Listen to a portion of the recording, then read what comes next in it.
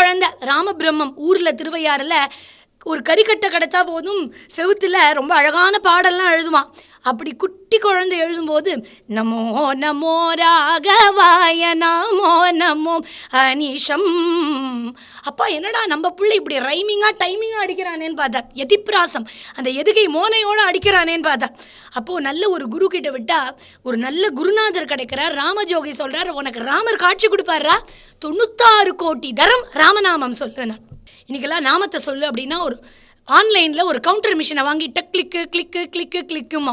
அது எவ்வளோ நேரம் நடுவர் அவர்களே, ஒரு 1000 1 கோடி போகிற வரைக்கும் பொறுமை இருக்கும். அதுக்கப்புறம் போப்பா கையை வலிக்க ஆரம்பிச்சிடும், வாய் அப்படியே சொல்ல ஆரம்பிக்கும். இப்போ சொல்கிறாரு, எனக்கு ராமரை பார்க்கணுங்கிற ஆசை இல்லை, ஆனால் இந்த நாமத்தை சொல்லும்போது எனக்கு ஏற்படக்கூடிய ஆனந்தத்துக்கு ராமர் காட்சி தரலைன்னா கூட பரவாயில்ல, எனக்கு ஒன்றும் பிரச்சனையே இல்லைன்னு ரசித்து ரசித்து சொல்கிறார். இவர் கணக்கு எடுத்துக்கல, ஆனால் இவர் கவுண்டிங் மிஷினை வச்சு கவுண்ட் பண்ணலை தியாகராஜர்.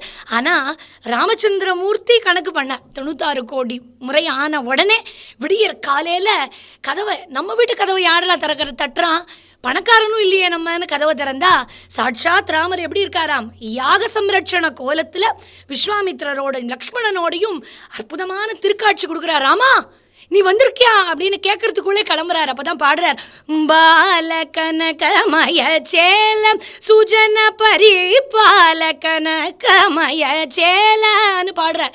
அப்போ கேட்குறார், ராமா எனக்கு புரியறதுக்குள்ளே ஓடி போயிட்டியா, இன்னும் கொஞ்ச நேரம் இருக்கலாமே, ராரா ராமா ராரா இங்கே வாப்பா, இன்னும் கொஞ்ச நேரம் இருப்பா, நான் உன்னை கண் குளிர பார்க்குறேன்.